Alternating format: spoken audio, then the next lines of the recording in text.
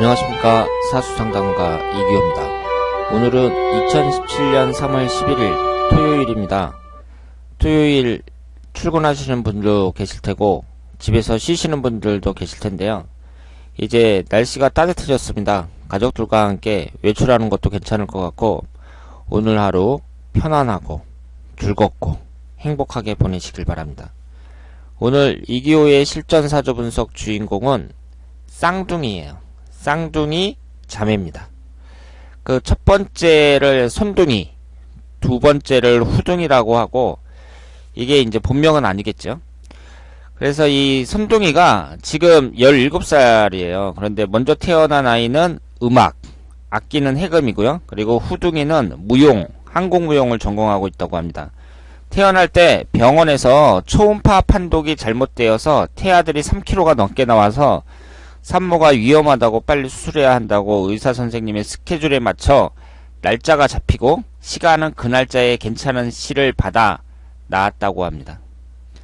자라면서 아이들이 대인 앞에 나서서 이야기하지 못하고 사회성과 학업을 힘들어해서 병원을 예방했는데 손둥이가 선택적 함구증이라는 병명을 진단받았다고 하고 후둥이는 손둥이를 모방하고 약물 치료를 1개월 동안 받았는데 아빠가 반대해서 치료를 중단했다고 합니다. 초등학교 1학년 때요.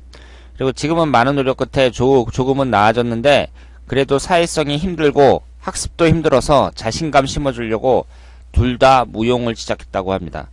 중간에 손둥이가 악기로 전향했고 이 친구들이 앞으로 세상에서 자신들을 잘 지키고 나아갈지 부모님은 항상 걱정을 하고 계시다고 말씀을 하셨습니다.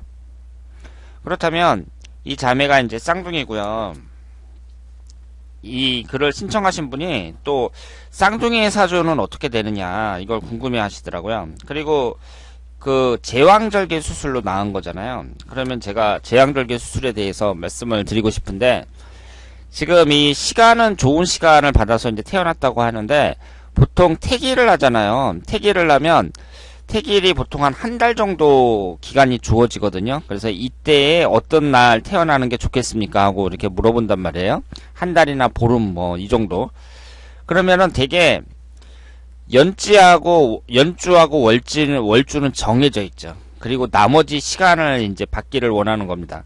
그런데 이 동영상을 시청하시는 분들은 태길에 대해서 어떻게 생각을 하실지 모르겠는데요. 태길은 반드시 받으셔야 돼요. 그러니까 제왕절개 수술이라는 것은 사람이 임의적으로 그 아이를 수술을 해서 꺼내는 거잖아요. 그러면 아이가 이제 임의적으로 수술을 하면서 바깥 세상에 딱 나올 때 그때 사주가 결정되는 거잖아요. 그러면 이렇게 임의적으로 아이를 꺼내면 그런 아이들의 사주도 정확하게 맞느냐 이렇게 이제 궁금해 하시는 분들이 계시는데 제왕절개 수술은 역사가 오래됐어요. 수십 년 전부터 그 수술이 있었거든요. 그러면 제왕절개 수술로 해서 태어난 사람이 지금 성인이라고요. 그래서 사주상담을 받는 분들도 자기가 제왕절개 수술로 받았다고 제왕절개 수술로 태어났다 그러면서 사주를 분석해 달라고 하는 사람들이 많이 있어요. 그런 사람들 사주를 보면 정확하게 맞습니다. 그러니까 부모님들이 그 사주라는 것을 갖다가 별로 중요하게 생각하지 않아 갖고 그냥 아무렇게나 딱 태어났는데 사주가 아주 안 좋다. 그러면은 그 사람의 인생은 꼬이는 거 아니에요. 그런데 어차피 수술해서 태어날 거면 좋은 시간에 좋은 사주를 갖고 태어나게 하겠다. 그런 생각으로 이제 딱 수술을 하는 게 좋죠. 그래서 태길은 반드시 받아야 되고요. 사주 상담을 하는 사람들의 실력이 여지없이 드러나는 게 바로 태길입니다. 왜냐하면 사주를 만들어내는 거나 마찬가지잖아요. 그런데 보통 연주하고 월주는 딱 정해져 있단 말이에요. 그러면 일주하고 시주를 이제 만들어내는 거거든요. 그런데 태길 받아오는 거 보면 정말 가관입니다. 가관. 그러니까 이 사람이 실력이 있는지 없는지 딱 드러나요. 태길 받아온 거 보면. 그래서 이분은 지금 시주만 받았다 그랬거든요. 그런데 일주는 그냥 그 의사 선생님이 정했다고 하는데 지금 연주하고 월주가 딱 정해졌다고 가정을 하고요. 이 일주하고 시주를 만약에 태기를 했다. 그렇더라도 이 정도면은 괜찮다고 봐야죠. 그러니까 태기를 할 때는 어떤 식으로 하는 게 좋냐면 목화토금수 오행이 다 들어가도록 하는 게 좋고, 지금 여기에서는 사해충이 되어 있는데 충국이 없는 게 좋죠. 충국이 없는 게 좋습니다. 그러면 지금 이분은 일주를 태기한 건 아니잖아요. 그런데 여기에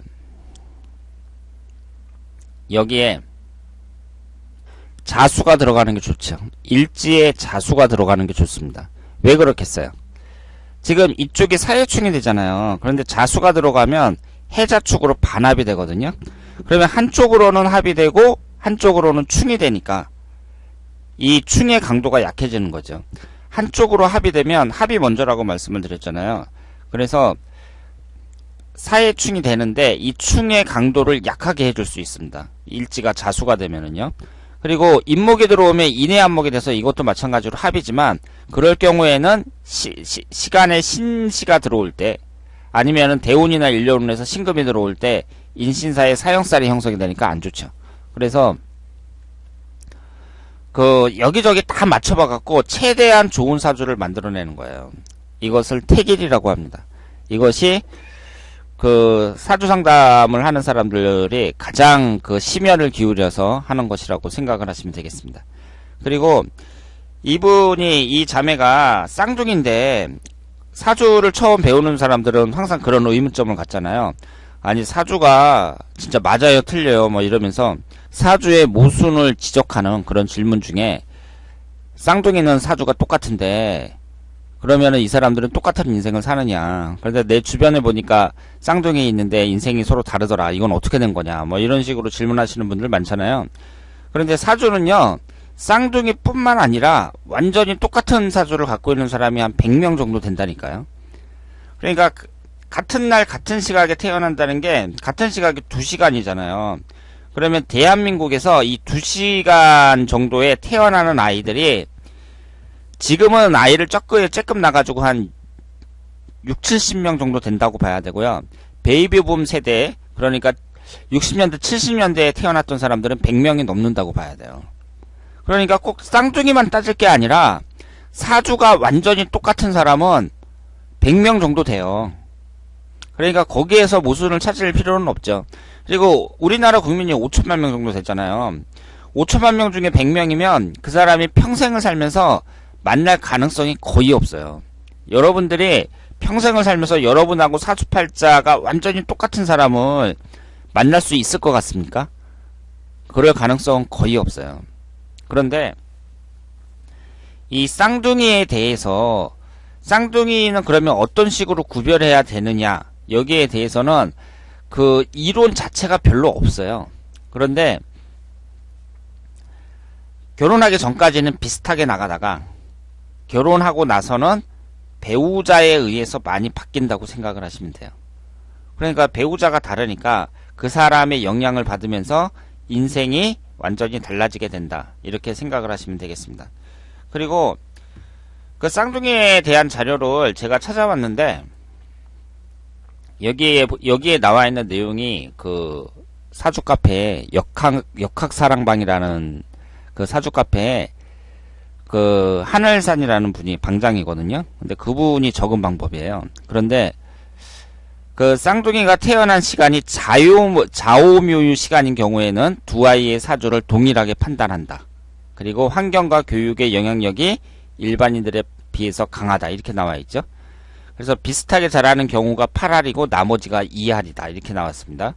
나머지 시에 태어난 경우는, 형은 먼저 태어난 사람은 시 지장간에 정기의 가중치를 두고 시를 간명하고, 동생은 시 지장간에 여기에 가중치를 두고 시를 간명한다, 이렇게 나왔고, 만약 쌍둥이가 일환성이면은 남녀를 다르게 보고 대운의 적용만 다르게 한다. 이건 너무 당연한 말이고요. 이렇게 나와 있는데 이것도 뭐 그다지 좋은 정보라고 보기는 어렵죠. 그러니까 이 내용도 한번 참작을 해보시길 바랍니다.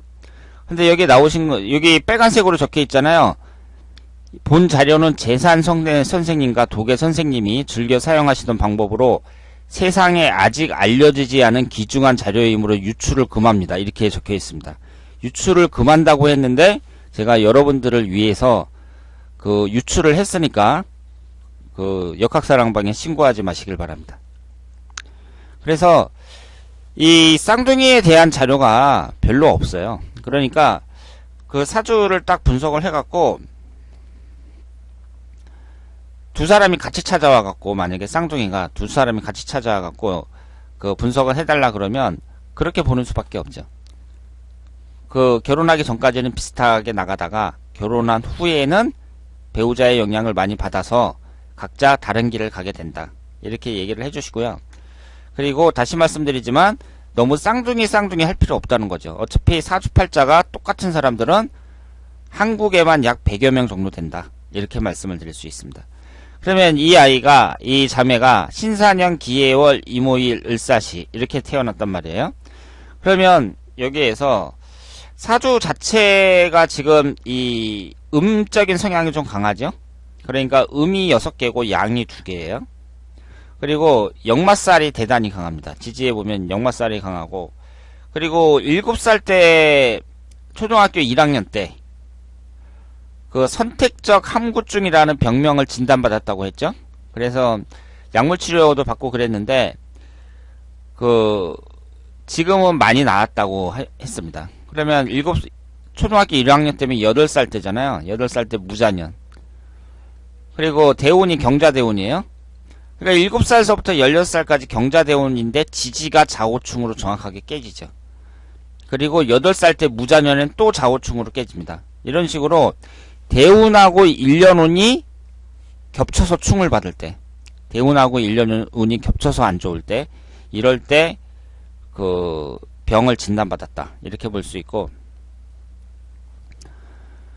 그리고 재성운이 강하잖아요. 그러니까 역마살도 강하고, 지금은 이제 예술적인 뭐 한국무용도 배우고 악기도 다루고 그러는데 일단은 돈 만지는 일이 괜찮다고 봐야죠. 이렇게 재성운이 강한 사람들은 돈을 만지는 일, 그리고 계산 숫자 개념이 좀 뚜렷한 일, 이런 쪽이 적성에 맞는다고 볼 수 있습니다.